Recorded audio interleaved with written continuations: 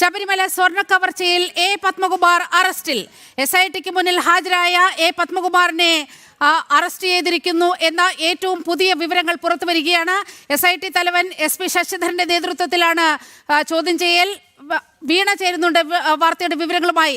വീണ, ഈ H വെങ്കടേഷിന്റെ നേതൃത്വത്തിൽ വളരെ കൃത്യമായ രീതിയിൽ അവിടെ ചോദ്യം ചെയ്യൽ പുരോഗമിക്കുകയായിരുന്നു. ഇപ്പോൾ പത്മകുമാർ അറസ്റ്റിലായിരിക്കുന്നു. പത്മകുമാർ എന്ന് പറയുന്നത് CPM-മായി വളരെ അടുത്ത ബന്ധമുള്ള CPM-ന്റെ പത്തനംതിട്ട ജില്ലാ കമ്മിറ്റി അംഗം, മുൻ MLA, അങ്ങനെ വലിയ ബന്ധങ്ങളുണ്ട് CPM-ഉം പത്മകുമാറും തമ്മിൽ. എന്താണ് ഏറ്റവും ഒടുവിൽ ലഭിക്കുന്ന വിവരങ്ങൾ? തീർച്ചയായും നീലിമ, ഇപ്പോൾ ആ ഒരു നടപടിയിലേക്ക് SIT സംഘം കടന്നു എന്നാണ് നമുക്ക് മനസ്സിലാക്കാൻ സാധിക്കുന്നത്. അതിൽ ഏറ്റവും എടുത്തു പറയാനുള്ള കാരണം ഇതുമായി ബന്ധപ്പെട്ട അന്വേഷണ സംഘം എന്നാണ് നമുക്ക് മനസ്സിലാക്കാൻ സാധിക്കുന്നത്. ഇതുമായി ബന്ധപ്പെട്ട അന്വേഷണ സംഘം രാവിലെ മുതൽ തന്നെ വിശദമായി ചോദ്യം ചെയ്തു വരികയായിരുന്നു. ഈ ഒരു സാഹചര്യത്തിലാണ് ഇപ്പോൾ അറസ്റ്റ് അടക്കമുള്ള നടപടികളിലേക്ക് SIT സംഘം കടന്നിരിക്കുന്നത്. ഇതുമായി ബന്ധപ്പെട്ടുള്ള വ്യക്തമായ വിവരങ്ങൾ ലഭിച്ചതിന്റെ അടിസ്ഥാനത്തിൽ തന്നെയായിരുന്നു പത്മകുമാറിനെ ചോദ്യം ചെയ്യുവാനായിട്ട് നോട്ടീസ് നൽകുകയും നോട്ടീസ് നൽകിയതിന്റെ അടിസ്ഥാനത്തിലാണ് ഇപ്പോൾ ചോദ്യം ചെയ്യൽ നടപടികൾ പൂർത്തിയായതിനു ശേഷം അറസ്റ്റിലേക്ക് കടന്നിരിക്കുന്നത്. ഉടൻ തന്നെ ആ നടപടികൾ പൂർത്തിയാക്കിയതിനു ശേഷം കോടതിയിൽ ഹാജരാക്കുമെന്നാണ് നമുക്ക് മനസ്സിലാക്കാൻ സാധിക്കുന്നത്. ഈ കേസുമായി ബന്ധപ്പെട്ട് ഏറ്റവും സുപ്രധാനമായിട്ടുള്ളൊരു നടപടിയിലേക്ക്, സുപ്രധാനമായിട്ടുള്ള നീക്കത്തിലേക്ക്, നിർണായക നീക്കത്തിലേക്കാണ് SIT സംഘം ഇപ്പോൾ കടന്നിരിക്കുന്നത്. വൈകാതെ തന്നെ മെഡിക്കൽ പരിശോധന നടത്തും. അതിനുശേഷം കോടതിയിൽ ഹാജരാക്കും. അതിനുശേഷം കസ്റ്റഡിയിൽ വാങ്ങുവാനാണ് സാധ്യത. കാരണം വിശദമായിട്ടുള്ള ചോദ്യം ചെയ്യൽ ആവശ്യമാണ്. ഉന്നതരുടെ പേരുകൾ നേരത്തെ സൂചിപ്പിച്ചതുപോലെ തന്നെയാണ് ഉന്നതരുടെ പങ്ക് അറിയണം. ഒപ്പം തന്നെ ഇതുമായി ബന്ധപ്പെട്ട് പത്മകുമാറിന്റെ പങ്ക് എന്തായിരുന്നു എന്ന് വ്യക്തമാകേണ്ടതുണ്ട്. സ്വർണ്ണ കവർച്ചയിൽ എന്തിനാണ് ഒത്താശ നൽകിയത്, മറ്റു ആരൊക്കെയാണ് ഈ ഒരു ഗൂഢാലോചനയിൽ പങ്കുചേർന്നത്, സാമ്പത്തികമായി ഇതുമായി ബന്ധപ്പെട്ട് പത്മകുമാറിന് ലഭിച്ച നേട്ടങ്ങൾ എന്തൊക്കെയാണ്, അത്തരത്തിലുള്ള സാമ്പത്തിക സ്രോതസ്സുകളൊക്കെ കണ്ടെത്തേണ്ടതുണ്ട്.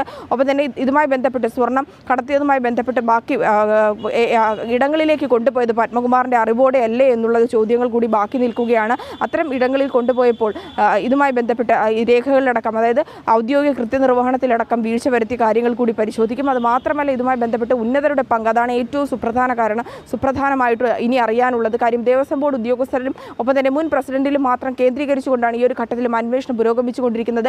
ഇനി ഉന്നതരിലേക്ക് എത്തേണ്ടതുണ്ട്. ആ ഉന്നതരാരാണ്, ഇതിന് പിന്നിൽ ചരടുവലി നടത്തിയ ഉന്നതരെ കൂടി കണ്ടെത്തേണ്ടതുണ്ട്. അത്തരത്തിലുള്ള വിവരങ്ങൾ കൂടി എ പത്മകുമാറിൽ നിന്ന് ചോദിച്ചറിയേണ്ടതുണ്ട്. മാത്രമല്ല മറ്റ് ഇതുവരെ അറസ്റ്റിലായവരിൽ നിന്നുള്ള ഒരുമിച്ചിരുത്തിയുള്ള ചോദ്യം ചെയ്യലും ഏറെ അനിവാര്യമാണ്. കാരണം എ പത്മകുമാറിലേക്ക് എത്തിയത് ആദ്യം അറസ്റ്റിലായ ഉണ്ണികൃഷ്ണൻ പോറ്റി, അതുപോലെ തന്നെ മുരാരി ബാബു, വാസു അടക്കമുള്ളവരുടെ മൊഴികളിൽ നിന്നുള്ള വിവരങ്ങളുടെ അടിസ്ഥാനത്തിലാണ്. അത്തരത്തിലെ മൊഴിയുടെയും ഒപ്പം തന്നെ രേഖകളുടെ അടിസ്ഥാനത്തിലാണ് പത്മകുമാറിനെ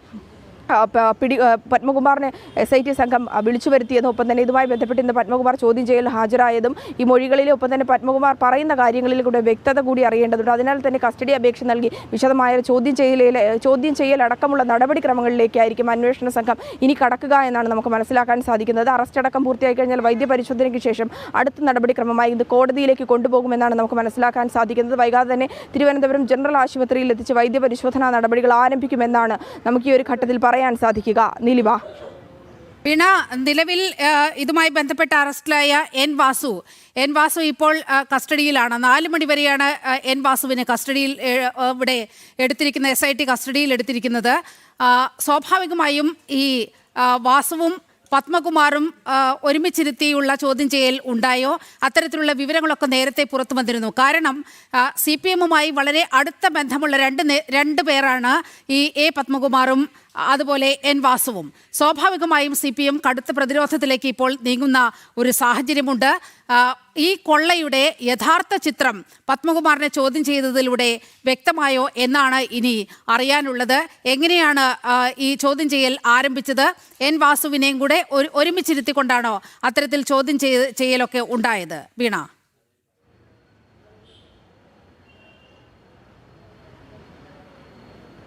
തീർച്ചയായും ഇതിനു മുമ്പ് തന്നെ പത്മകുമാറിനെ നോട്ടീസ് അയച്ച് ചോദ്യം ചെയ്യലിന് വിളിപ്പിച്ചിരുന്നു. ഇവരെ ഇരുത്തി, അതായത് ഇത്തരത്തിലുള്ള ഒരുമിച്ചിരുത്തിയുള്ള ചോദ്യം ചെയ്യൽ നടപടികളിലേക്ക് അന്വേഷണ സംഘം കടന്നിരുന്നു. ആദ്യം മുരാരി ബാബുവിനെ അതുപോലെ തന്നെ എൻ വാസുവിനെയും ഇരുത്തി ചോദ്യം ചെയ്തിരുന്നു. പിന്നാലെയായിരുന്നു ഇത്തരത്തിലുള്ള നടപടിക്രമങ്ങളിലേക്ക് അന്വേഷണ സംഘം കടന്നത്. കാരണം ഇത്തരത്തിലുള്ള പലതരത്തിലുള്ള മൊഴികളും അന്വേഷണ സംഘത്തിന് നൽകുമ്പോൾ ചില മൊഴികളിൽ വൈരുദ്ധ്യം നിലനിൽക്കുന്നുണ്ടായിരുന്നു. ആ മൊഴിയിലെ വൈരുദ്ധ്യങ്ങൾ, പൊരുത്തക്കേടുകളൊക്കെ കണ്ടെത്തേണ്ടതുണ്ടായിരുന്നു. അതിനാൽ തന്നെയാണ് ഒരുമിച്ചിരുത്തിയുള്ള ചോദ്യം ചെയ്യൽ നടപടികളിലൊക്കെ നടന്നത്. ഇതുമായി ബന്ധപ്പെട്ടും അതായത് എ പത്മകുമാറിൻ്റെയും മറ്റ് പലരുടെയും പേരുകൾ മുരാരി ബാബുവും എൻ വാസുവും ഉണ്ണികൃഷ്ണൻ പോറ്റിയും ഒക്കെ പറഞ്ഞിരുന്നു.